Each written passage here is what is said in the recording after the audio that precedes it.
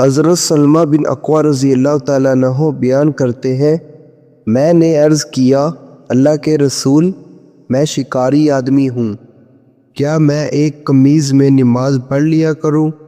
آپ صلی اللہ علیہ وسلم نے فرمایا، ہاں، بٹن بند کر کے، خواہ کانٹوں کو ہی بطور بٹن استعمال کر لو۔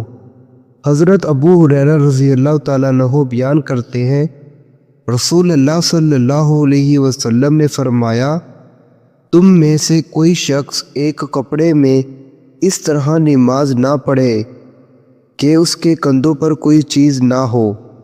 حضرت ام سلمہ رضی اللہ تعالیٰ عنہ سے روایت ہے کہ انہوں نے رسول اللہ صلی اللہ علیہ وسلم سے دریافت کیا، کیا عورت تہہ بند کے بغیر صرف قمیض اور دوپٹے میں نماز پڑھ سکتی ہے؟